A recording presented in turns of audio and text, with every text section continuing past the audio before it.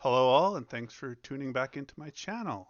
If you haven't checked out my first video yet, I touch base on who I am, a bit about where I think Rise of Kingdom stands as a mobile game. I touch also base kind of what has brought me to this point in my mobile or video game career, and I talk about why or why not I think Rise of Kingdom is a good game for free-to-play players, pay-to-win players, why where the community stands, and I talk about some of the content in the game, how it keeps you engaged, how it tries to keep you engaged anyways, and how there's always kind of something to look forward to. So if you haven't checked that out, please feel free to go check that out. It's in my channel.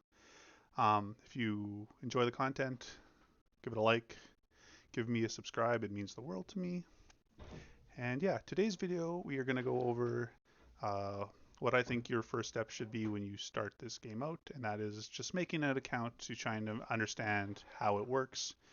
Rise of Kingdom has kingdoms, servers, kingdoms, however you want to call them, released almost every day. You can see here one was released 12 hours ago, another one was released just over 2 days ago. So there's always new kingdoms to check out and find a new one.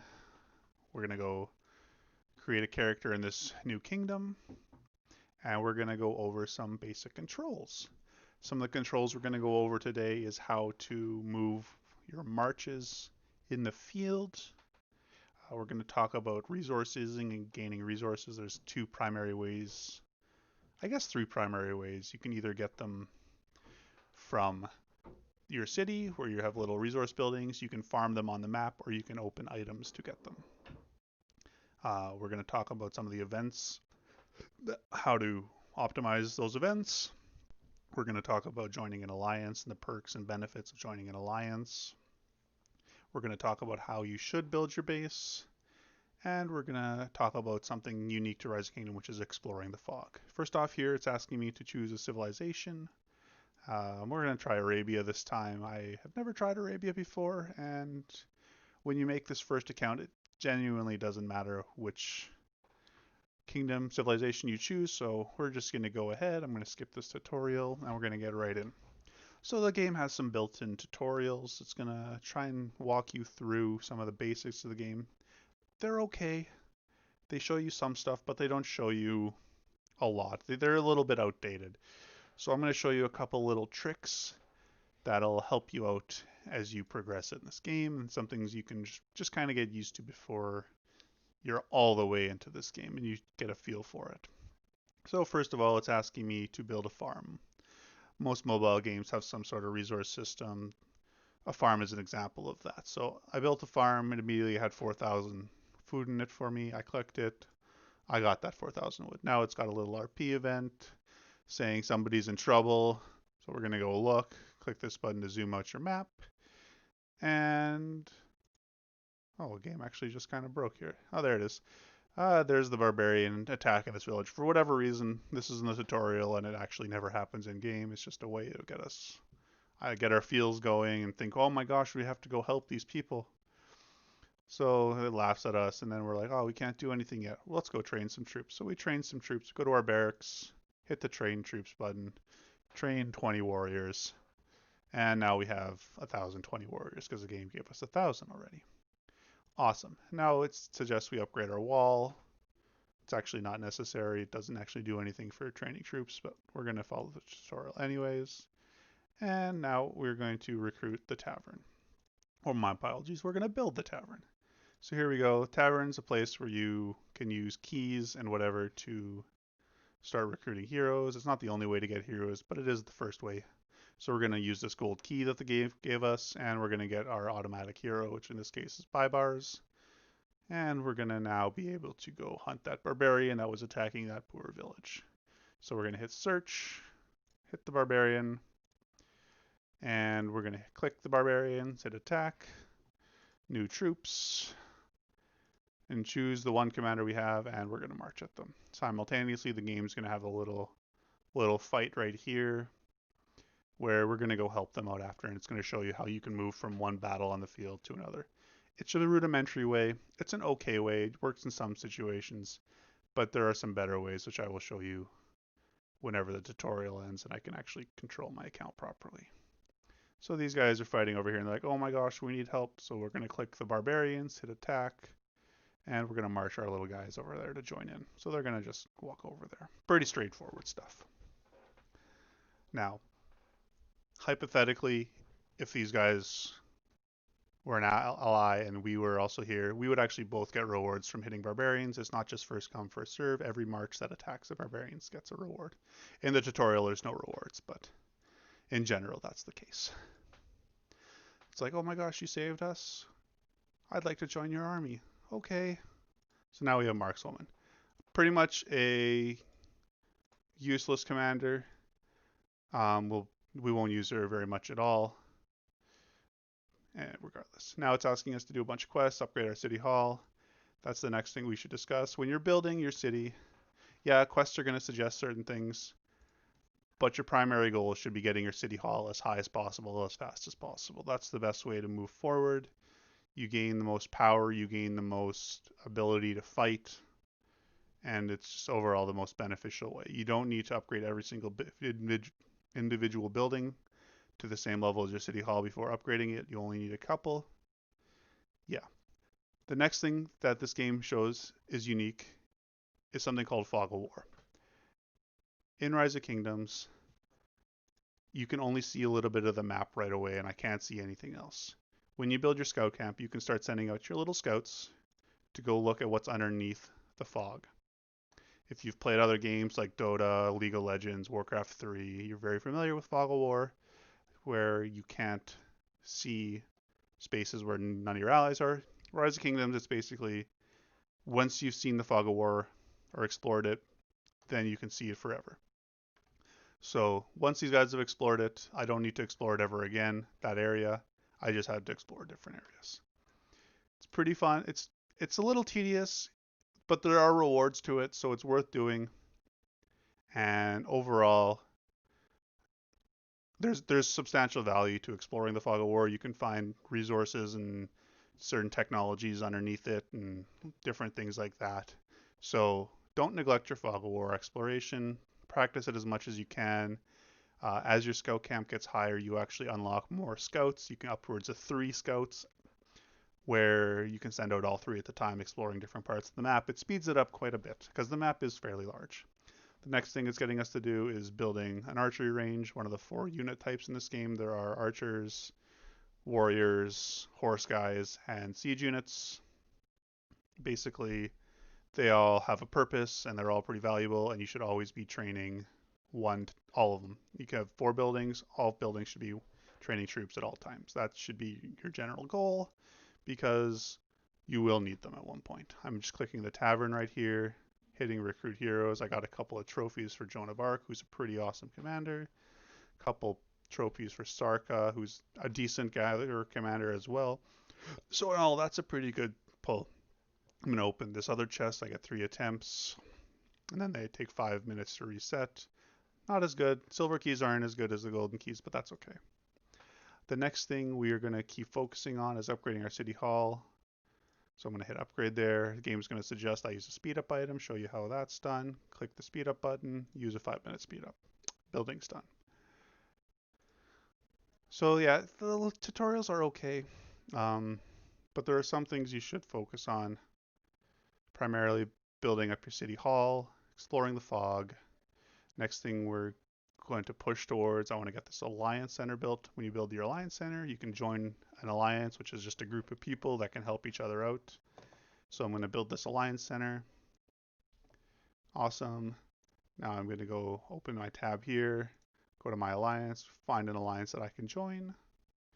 I'm going to look for one that anyone can join because I don't really want to be kicked. And it requires 10k and I'm 5k, but I'm going to join for now. That's okay. So I joined it.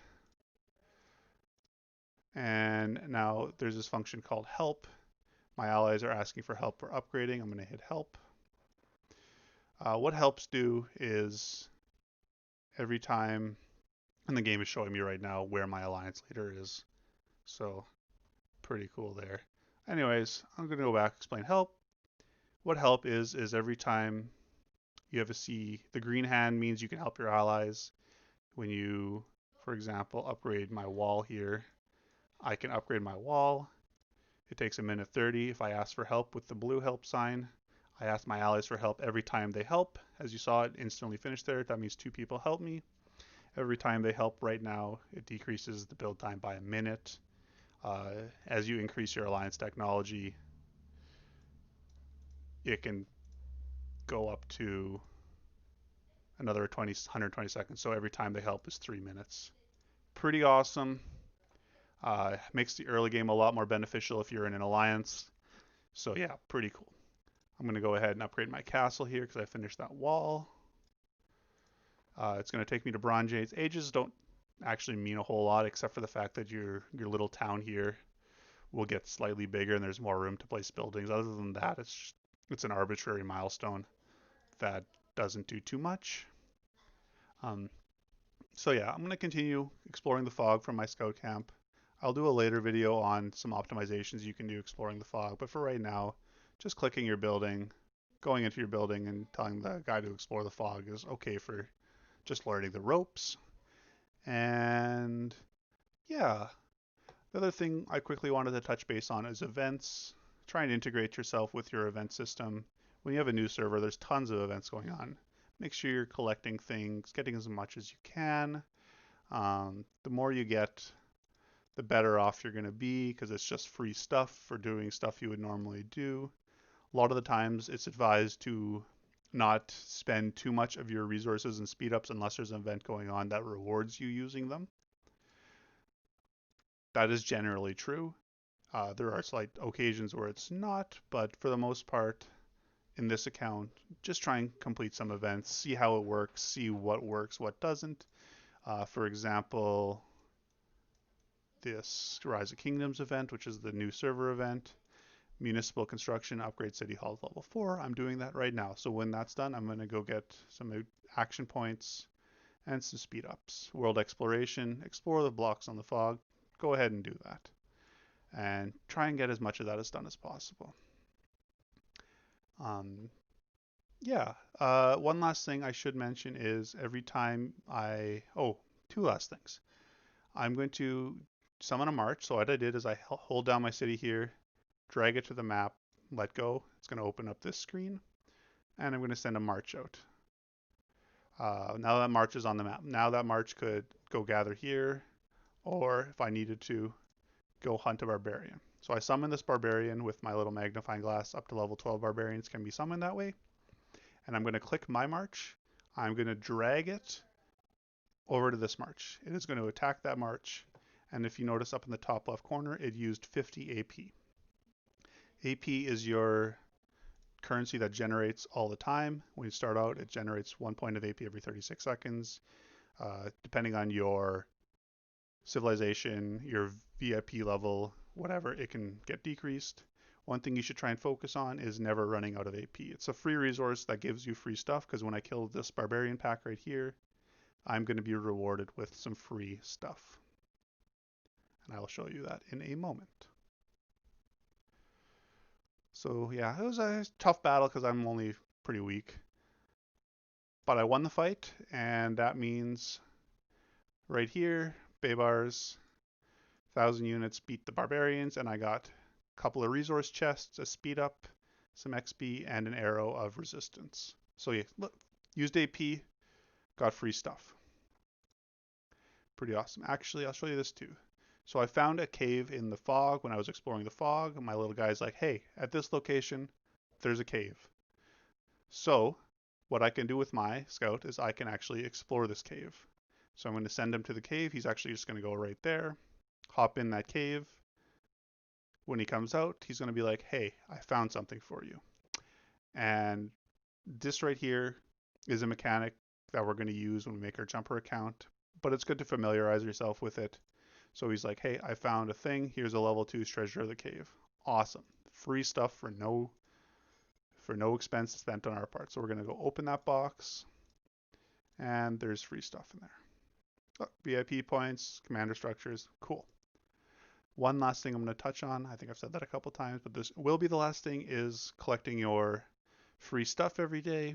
When you click your VIP button, you get free stuff. When you click this one, you get free VIP points. Awesome. When you click this one, you get some resources, some other stuff depending on your VIP level. So take advantage of the free stuff, learn what the free stuff is. And most importantly, I think when you play this kind of a way is have some fun with it. Try dragging your marches on the field, join an alliance, um, do some events, farm some resources, figure that out. There are resource nodes on the field. It's pretty simple. You can just farm it. Actually, you got to research the tech for stone, but that's okay. Go farm the cropland. Build your base. Figure out the simple controls. And I think you'll find that this game, it seems worth it to me. It seems like it's a good time spent. If you want to spend money, go ahead. If you don't, you don't have to. As I mentioned in the beginning video, free to play players are super welcome in this game. There's tons they can do to contribute. You're really only held back by how much you want to play. So thank you for watching, and I hope you enjoyed the video, and I will see you all on my next video, which will be about jumping. Awesome. Thanks, guys. Bye.